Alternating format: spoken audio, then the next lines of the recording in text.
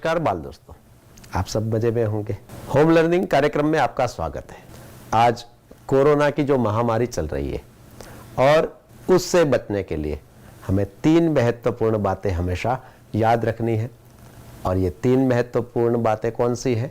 तो उसमें पहली है कि हमें मास्क को ठीक से यानी कि सही तरीके से पहनना है। दूसरी जो महत्वपूर्ण बात है वह यह है कि हमें बार बार अपने हाथ को धोना है और स्वच्छ रखना है। और तीसरी जो महत्वपूर्ण बात है वह यह है कि हमें 2 गज की दूरी यानी कि 6 फीट का अंतर बनाकर ही रखना है। तो मैं मानता हूं और आशा भी रखता हूं कि आप भी अपने आप को कोरोना से इन 3 सूत्रों को ध्यान में रखकर जरूर बचाते रहिएगा। आज हम कैसा शोर इकाई का अगला एपिसोड यानी कि इस इकाई में भाषा सज्जता के तहत कुछ नई बातें हमारे लिए जो है वह सीखने वाले हैं। लेकिन इस इकाई की शुरुआत करने से पहले एक बार फिर से इस इकाई में हमने क्या सीखा। वैसे तो इस इकाई से अब आप सब्जियों के नाम अच्छी तरह से हिंदी में बोलना सीख गए हैं, क्योंकि अब तो आप हर रोज जब अपने घर में भी सब्जी खाते होंगे तो आपको याद आता ही होगा, आज मैंने बैंगन की सब्जी खाई, आलू की सब्जी खाई, या आज मैंने गाजर खाया या शलगम खाया, है ना। अब तो आप सब्जी को देखकर तुरंत पहचानते होंगे। और साथ ही साथ बिरजू चाचा का जो खेत है उसमें सब्जियां किस प्रकार से अपने महत्व को बता रही थी, तो हर एक सब्जी का क्या महत्व है वह भी आप अच्छी तरह से जान चुके हैं। और आपसे एक विनती भी है कि आप हर एक सब्जी को जरूर अपने खुराक में लीजिएगा। कभी कभार आप छोटे हैं तो कहते हैं कि भाई मुझे तो ये सब्जी पसंद नहीं है, या ये सब्जी मेरी मनभावन है, यानी कि आलू की सब्जी ज़्यादातर बच्चों को अच्छी लगती है और करेला तो उनका मुंह बिगड़ जाता है कि ये सब्जी तो हम नहीं खाएंगे। तो ऐसा मत करिएगा, हर एक सब्जी हर एक ऋतु के अनुसार हमें खानी चाहिए। तो आइए एक बार फिर से उन सब्जियों को देख लेते हैं, उनके नाम याद कर लेते हैं और फिर हम आगे बढ़ते हैं। तो देखिए, यह है आलू। अभी यहां पर आपको सब्जी को देखकर उनका नाम बोलना है, क्योंकि अब बार बार के अभ्यास से हर एक सब्जी को आप अच्छी तरह से पहचान गए हैं। तो यह है आलू। हाँ, यह है, हाँ आपका उत्तर बिल्कुल सही है, यह है ककड़ी, है ना। तो ककड़ी अभी मिल रही है बाजार में, आप जरूर खाते भी होंगे। और यह है, हाँ यह है करेला। देखो कई सारे बच्चों का मुंह भी बिगड़ा हुआ है, तो ऐसा मत कीजिएगा, क्योंकि ये हमारी सेहत के लिए सबसे अच्छी सब्जी है, तो इसका हमें खुराक के रूप में उपयोग करना चाहिए। और यह है, हाँ यह है गाजर। तो गाजर तो आप जरूर खाते होंगे। और यह है, हाँ आपका उत्तर बिल्कुल सही है, यह है प्याज। और ये, हाँ ये गोभी है, लेकिन ये, हाँ ये फूल गोभी है। 2 नाम हमें याद रखने हैं, ये फूल गोभी है और ये बंद गोभी है ना। अब तो आप इसे अच्छी तरह से पहचानते हैं। और ये है बैंगन। आप सोचेंगे कि भाई ये बैंगन है तो फिर वो हरे रंग के आते हैं, तो वो भी बैंगन है ना। तो बैंगन कई प्रकार के आज हमें बाजार में मिल रहे हैं, लेकिन ये भी है बैंगन। और ये है, हाँ ये है भिंडी। और ये है, याद कीजिएगा, हाँ ये है मटर। मटर तो आप जरूर खाते होंगे। और ये है मिर्च, क्योंकि हर एक सब्जी में इसकी आवश्यकता होती है, तो ये है मिर्च। और ये है, हाँ लौकी। और साथ ही साथ आप याद भी कीजिएगा कि हमने कई सारी ऐसी सब्जियों के बारे में भी परिचय प्राप्त किया था। और ये है, हाँ ये है शकरकंद, जो बहुत मीठा होता है। और ये है, हाँ आपका उत्तर सही है, लेकिन अंग्रेजी में इसे बीट कहते हैं, लेकिन हिंदी में इसको कहते हैं शलगम, है ना। तो ये नाम आपको जरूर याद रखना पड़ेगा, ये है शलगम। और ये तो आप सबको पता है, ये है टमाटर। और ये कुछ फल भी देख लेते हैं जो हमने पहले भी देखे थे, ये है केला, ये है सेब। तो विद्यार्थी मित्रों, अब तो आप इन सब्जियों को अच्छी तरह से पहचान गए हैं। और इनके अलावा भी जब हमने सूची बनाई थी कि भाई बेलों पर लगने वाली सब्जियां, जमीन के नीचे लगने वाली सब्जियां, जमीन के ऊपर लगने वाली सब्जियां, है ना, और उसमें भी कई सारे सब्जियों के नाम हमने हिंदी में किस प्रकार से बोले जाते हैं या उन सब्जियों की हिंदी में पहचान किस प्रकार से, उसकी जानकारी प्राप्त की थी। तो मैं मानता हूं कि ये सारी बातें अब आपको याद रह गई होगी और आप खुद भी अब जब भी शायद अपने मम्मी पापा के साथ बाजार में सब्जी लेने जाएं तब भी, या अपने खेत में सब्जी के लिए जाएं तब भी, या जब आप खाने बैठे तब भी, लेकिन आपको आप कौन सी सब्जी खा रहे हैं उसका नाम हिंदी में जरूर याद रखना है। तो याद जरूर रखिएगा। आइए, इसके साथ साथ ही हमने यहाँ पर कुछ प्रश्नों के उत्तरों की चर्चा की थी और मैं मानता हूं कि आपने हर एक प्रश्न का उत्तर अपनी कॉपी में लिखा होगा। एक बार देख लेते हैं। प्रश्नों के उत्तर दीजिए। तो इसकी चर्चा हमने की थी, मुझे पता है, और मैंने आपसे बोला भी था कि हर एक प्रश्न का उत्तर आपको अपनी कॉपी में लिखना है। मैं एक बार फिर से याद दिलाने के लिए ही आपको इन प्रश्नों को दिखा रहा हूं और हर एक प्रश्न के बारे में आप अच्छी तरह से जानते हैं। तो ठीक है, हरे रंग की सब्जियों के नाम बताइए। तो आप जितने भी बता सकते हैं। आपको अगर आपने नहीं बताए, नहीं लिखे है, तो आपका ये काम, आपका जो स्वाध्याय है वो आपको पूर्ण करना है। कच्चे टमाटर का रंग कैसा होता है? कौन कौन सी सब्जियों का स्वाद कड़वा होता है? शायद आप एक या दो सब्जियों के नाम लिख सके होंगे, तो आप अपने मम्मी पापा से पूछकर और भी जो कड़वी सब्जी है उनके नाम आप लिख सकते हैं। प्रस्तुत इकाई में कौन सी सब्जियों के नाम नहीं आए हैं? देखिए, मैंने कहा ना कि हमने कई सारी सब्जियों की सूची देखी थी, तो उसके आधार पर भी आप इस प्रश्न के उत्तर अपनी कॉपी में जरूर लिखिएगा। हलवा बनाने में गाजर या लौकी के अलावा कौन कौन सी चीजों की जरूरत होती है? तो अगर आपके घर हलवा बनाया होगा तो भी आप ये जान चुके हैं, और अगर हलवा नहीं बना है तो भी कोई दिक्कत नहीं है, लेकिन अपने मम्मी से आप पूछ सकते हैं। ऐसे फल बताइए जिसकी सब्जी भी बनाई जाती है। तो ये भी आपको सोचना है, और आज बाजार में ऐसा एक फल मिल रहा है कि जिसकी सब्जी हम बनाकर खा सकते हैं। तो ये उत्तर आपको अपनी कॉपी में लिखने हैं। तो विद्यार्थी मित्रों, इस इकाई से जुड़ा हुआ और सब्जियों के बारे में जो भी जानकारी है उसके बारे में आपको ये स्वाध्याय पूर्ण करना है। साथ ही साथ हम हिंदी भाषा की शिक्षा भी प्राप्त करना चाहते हैं और हिंदी भाषा को अच्छी तरह से बोलने के लिए, समझने के लिए और अपनी बात को सही तरीके से प्रस्तुत करने के लिए भाषा का सही ज्ञान होना भी उतना ही आवश्यक है। तो आज हम इस इकाई में भाषा सज्जता के तहत और नई बातें भी जानने वाले हैं। तो शुरू करते हैं। तो देखिए, यहां पर मैं आपको कुछ वाक्य दिखा रहा हूं, आपको इन वाक्यों को पढ़ना है। जैसे कि पहला वाक्य आप देख रहे हैं, मनोज ने गाजर खाया। मनोज ने गाजर खाया। आपको लगेगा कि इसमें क्या है, ये तो सरल वाक्य है, लेकिन इसकी क्या विशेषता है, इसकी चर्चा हम बाद में करने वाले हैं। आइए दूसरा वाक्य पढ़ते हैं। टोकरी में शकरकंद है। टोकरी में शकरकंद है। आप लिख सकते हैं तो मेरे साथ अपनी कॉपी में वाक्य लिखते भी जाइए। घोड़ा दौड़ता है। घोड़ा दौड़ता है। गाय चरती है ना, आप गाय चराने भी जाते होंगे। लड़के पढ़ते हैं, जैसे कि आप अभी पढ़ रहे हैं, उसमें कई सारे लड़के भी होंगे, लड़कियां भी होंगी, लेकिन यहां वाक्य इस प्रकार से, लड़के पढ़ते हैं। गिलास में दूध है। आप भी दूध पीते होंगे, तो गिलास में दूध है। फिर से एक बार हर एक वाक्य को गौर से देख लीजिए। पहला वाक्य है, मनोज ने गाजर खाया। दूसरा है, टोकरी में शकरकंद है। तीसरा है, घोड़ा दौड़ता है। चौथा है, गाय चरती है। पांचवा है, लड़के पढ़ते हैं। और छठा है, गिलास में दूध है। अब इन्हीं वाक्यों को हम फिर से पढ़ते हैं और उसमें कौन से बदलाव हुए यह आपको ध्यान से देखना है और समझना है कि यह बदलाव क्यों आवश्यक है। देखिए, मनोज ने बड़ा गाजर खाया। पहले वाक्य क्या था, याद कीजिए जरा, आपने अपनी कॉपी में लिखा है तो देख भी लीजिए। हाँ, पहले वाक्य इस प्रकार से था, मनोज ने गाजर खाया। लेकिन अब मैं ये बता रहा हूं कि मनोज ने गाजर तो खाया, लेकिन गाजर कैसा था, तो बड़ा था, यानी कि मनोज ने बड़ा गाजर खाया। तो ये बड़ा शब्द क्या है, और क्यों हमें यहाँ पर बड़ा शब्द रखना चाहिए, तो इसकी चर्चा मैं आगे करने वाला हूं। आइए दूसरा वाक्य देख लेते हैं। टोकरी में मीठा शकरकंद है। शकरकंद तो है, लेकिन उसका स्वाद कैसा है?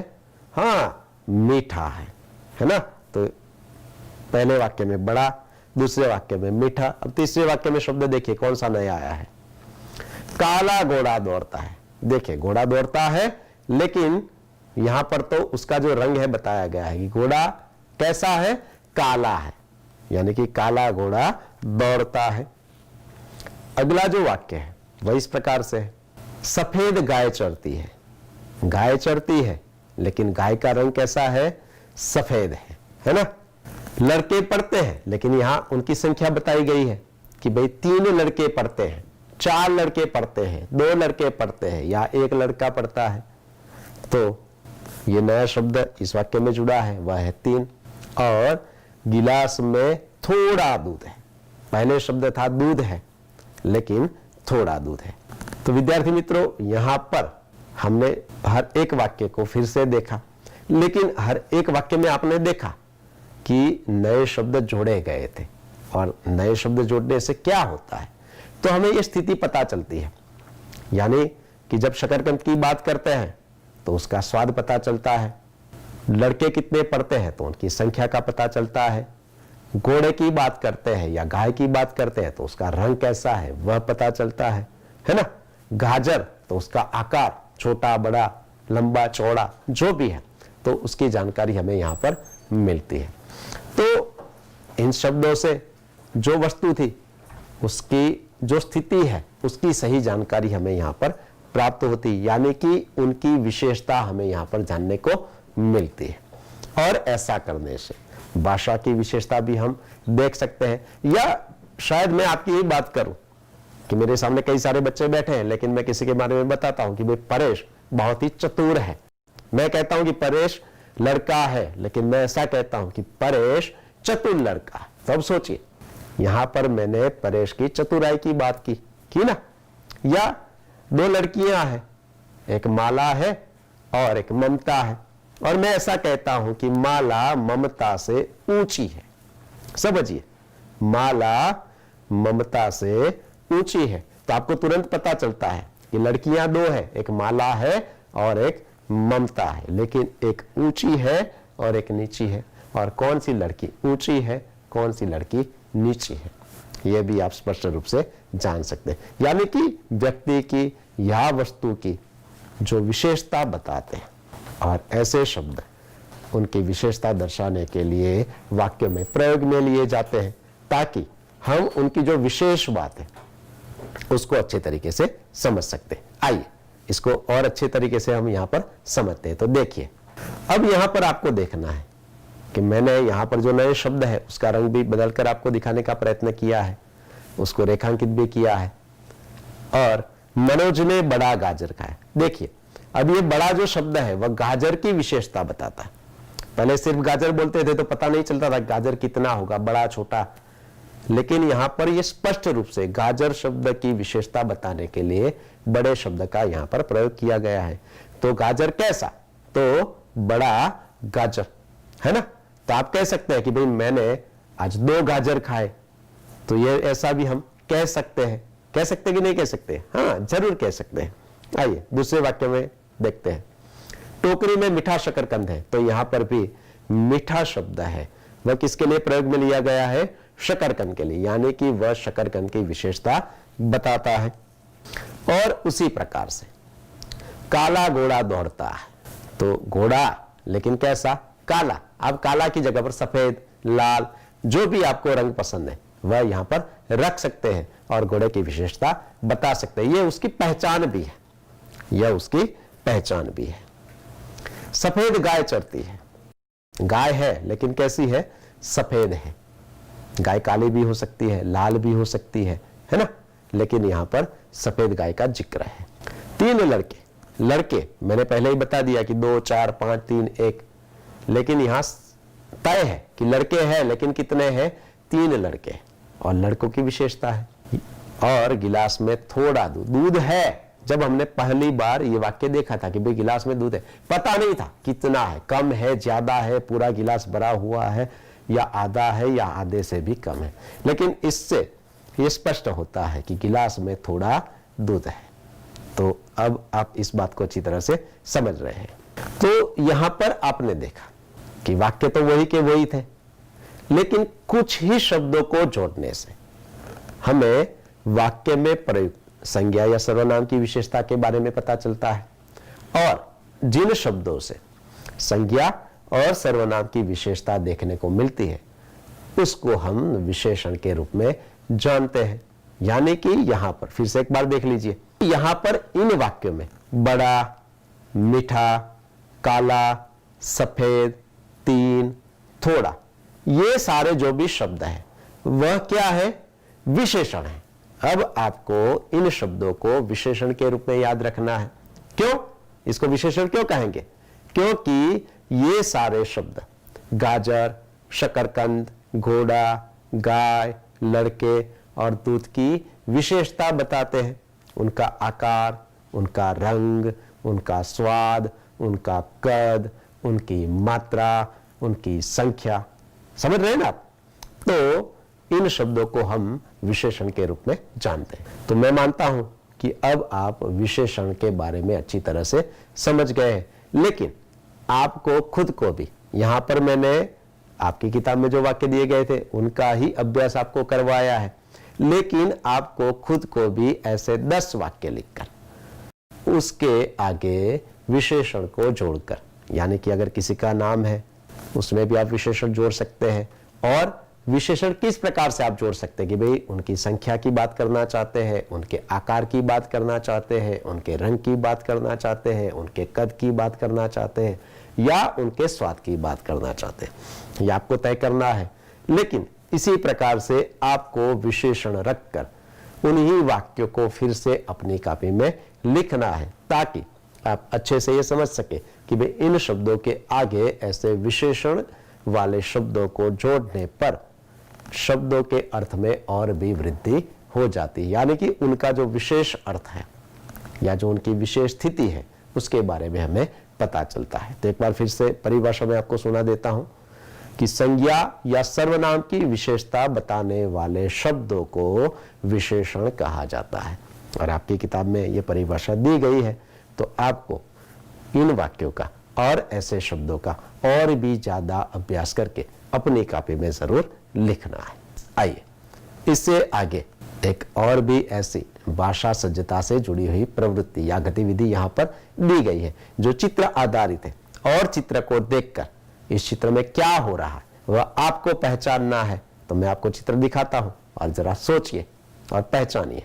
देखिए यहां पर आप एक चित्र देख रहे हैं, अब आपको ही उत्तर देना है और आपको ही सोचना है कि इस चित्र में यह लड़की क्या कर रही है। लड़की बैठी है, लेकिन लड़की क्या कर रही है? हाँ, हम ऐसा कह सकते हैं कि लड़की पढ़ रही है ना? आप भी कह सकते हैं, यानी कि यहां पर पढ़ने की क्रिया होती हुई हमें दिखाई दे रही है। आइए दूसरा चित्र देखते हैं। देखिए यह लड़की दौड़ रही है, तो दौड़ने की क्रिया हो रही है, यानी कि दौड़ना एक क्रियावाचक शब्द है। अभी हम सब्जी की बात कर रहे हैं कि आप भी खाते होंगे तो सब्जी का नाम आपको याद आता होगा, तो यहां पर भी कौन सी क्रिया हो रही है? हाँ, खाने की क्रिया हो रही है, यानी कि खाना एक क्रियावाचक शब्द है। और यह है, हाँ, यह है खेलना, यानी कि एक लड़का बॉल से खेल रहा है, यानी कि खेलने की क्रिया है। और ये क्या कर रहा है? हाँ, ये कुछ पी रहा है। अब पता नहीं कि गिलास में दूध है या पानी है, लेकिन पीने की क्रिया है, तो ये भी एक क्रिया है। अब सोचिए, पहला वाला जो चित्र था उसमें एक लड़की थी और इसी प्रकार से बैठी हुई थी, और ये लड़का है, और दोनों में हमें कुछ भेद देखने को मिल रहा है। पहली वाली क्रिया पढ़ने की थी और ये क्रिया है, हाँ, ये लिखने की क्रिया है, यानी कि लिखना। आइए फिर से इन्हीं क्रियावाचक शब्दों को एक बार देख लेते हैं। यह है पढ़ना, आपको ये शब्दों को जरूर याद रखना है। यह है पढ़ना, यह है दौड़ना, यह है खाना, यह है खेलना, यह है पीना, यह है लिखना।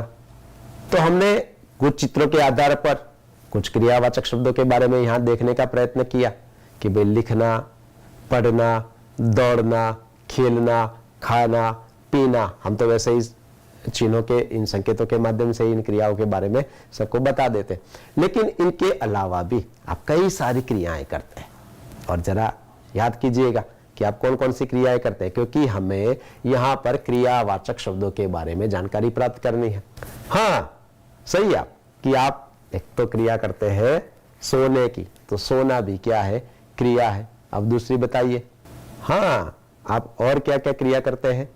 तो कोई बैठता है तो बैठने की क्रिया है। इसके अलावा सोचिए जरा, आपको ही सोचना है और मुझे उत्तर देने हैं। तो इनके अलावा हमने यहाँ सिर्फ और सिर्फ 6 चित्र देखे और उसके साथ जुड़ी हुई क्रियाओं के बारे में जाना, लेकिन उसके साथ साथ कई सारी क्रिया है। अगर मैं किसी को डांटूं तो वह क्या करेगा, रोएगा, तो ये क्या हुआ, रोने की क्रिया। और कोई खुश हो जाएगा तो वह क्या करेगा, हंसेगा, तो ये हंसने की क्रिया है ना।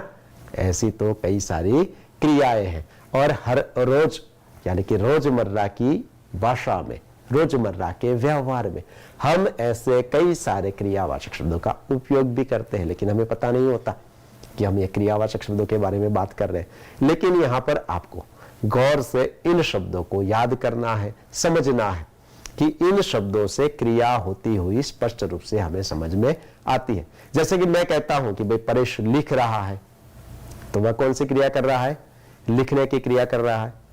अभी आप मुझे देख रहे हैं, है ना, टीवी पर, तो ये कौन सी क्रिया हुई, हाँ, ये देखने की क्रिया हुई, यानी कि देखना। उसका चित्र यहां पर नहीं देख था, लेकिन उसके बावजूद भी उसके लिए हम क्रियावाचक शब्द का प्रयोग करेंगे, देखना। इसके अलावा अगर वहां पर आपके घर में ही आप जब सुबह उठे थे, उससे पहले की जो क्रिया थी तो वह सोने की थी, उठ गए तो उठने की क्रिया है। अगर आप अभी सही तरीके से बैठे हैं तो ये बैठने की क्रिया है। यानी कि ये जो सारे शब्द हैं उनको हम क्रियावाचक शब्द कहते हैं और उनका जब वाक्य में प्रयोग करते हैं तब भी हमें पता होना चाहिए कि उसका वाक्य में किस प्रकार से प्रयोग होता है। जैसे कि यहां पर हमने देखा कि पढ़ना, खाना, पीना, लिखना, खेलना, दौड़ना, लेकिन जब वाक्य में प्रयोग करते हैं तो इस प्रकार से नहीं लिखते। वहां पर तो हम कहते हैं कि भाई गीता खाना खा रही है, अमित दूध पी रहा है, वहां पर पीना शब्द का प्रयोग नहीं करते। या कविता पढ़ रही है ना।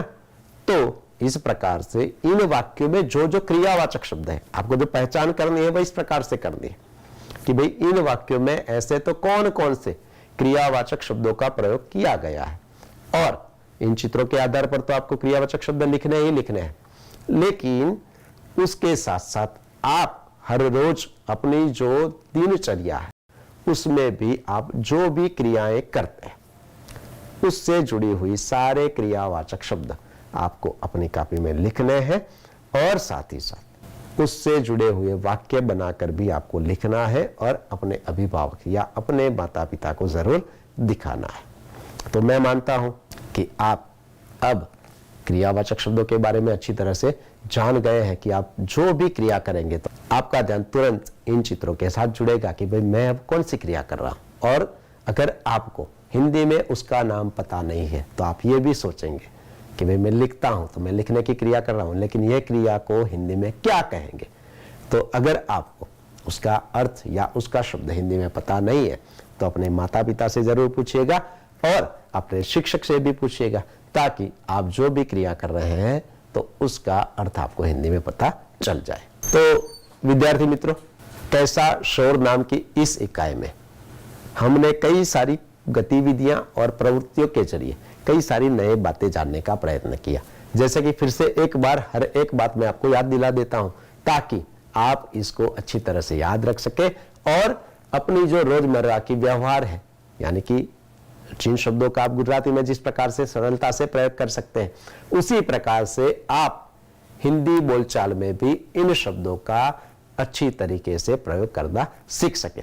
तो पहली बात है कि भाई बिरजू चाचा का जो खेत है उसकी सहायता से हमने कई सारी सब्जियों के हिंदी में नाम क्या होते हैं ये जानने का प्रयत्न किया और साथ ही साथ कौन सी सब्जी का किस प्रकार से उपयोग होता है जैसे कि अदरक का उपयोग कहाँ होता है, वह अदरक ने बताया था।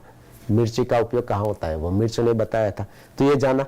साथ ही साथ सब्जियां कहाँ कहाँ पर लगती है। कई सारे मेरे जैसे छात्र ऐसे भी हो सकते हैं कि उनको पता ही नहीं कि ये सब्जी बेल पर लगती है, जमीन के नीचे होती है या जमीन के ऊपर होती है। तो उसकी सूची भी हमने यहाँ पर दी थी और चर्चा की थी कि भाई ये जमीन के ऊपर लगने वाली सब्जी है, जमीन के ऊपर भी पौधे पर और बेलों पर, और ये जो है जमीन के नीचे। तो ये सूची भी आपको याद होगी, और अगर नहीं है तो किताब में दी है, आपको उस सूची को एक बार फिर से देखना है और उनको समझना है। दूसरी जो बात है कि हमने चित्र का वर्णन किस प्रकार से करना, यह अच्छे तरीके से जाना था। और साथ ही साथ 4 ही चित्रों की सहायता से हमने हाथी और वृक्ष की जो कहानी थी वह समझी थी, और वृक्ष का हमारे जीवन में क्या महत्व है वह भी उस कहानी से हम अच्छी तरह से समझे हैं। उसके आगे हमने सब्जी मंडी का जो चित्र दिया गया था उसका वर्णन भी किया था, और यहां से वर्णन दिखाने के बाद आपने अपनी कॉपी में जरूर लिखा होगा, और अगर नहीं लिखा है तो आपको जरूर लिखना है और अपने मम्मी पापा को बताना है। और आज हमने भाषा की विशेषता वाली 2 बातें, यानी कि भाषा समझने के लिए, भाषा सीखने के लिए, भाषा का व्यवहार में उपयोग करने के लिए जो हमारे लिए महत्वपूर्ण बातें, वह 2 बातें, एक है विशेषण और दूसरी है क्रिया। उसके बारे में कुछ उदाहरणों के जरिए जानना है, और मैंने आपको यह अभ्यास आगे बढ़ाने के लिए आपको गृह कार्य भी दिया है कि आपको विशेषण का प्रयोग करके वाक्य लिखने हैं और क्रियावाचक शब्दों का प्रयोग करके भी वाक्य अपनी कॉपी में लिखने हैं और अपने अभिभावक को दिखाने हैं। तो मैं मानता हूं कि इस इकाई से जुड़ी हुई सारी बातों की आप अच्छी तरह से समझ प्राप्त कर चुके हैं, और अब हम दोबारा मिलेंगे। तब तक के लिए घर पर रहे, सुरक्षित रहे, और कोरोना से जुड़ी हुई जो 3 सावधानियां हमें बरतनी है जरूर बरतें। दोबारा मिलेंगे, तब तक के लिए धन्यवाद।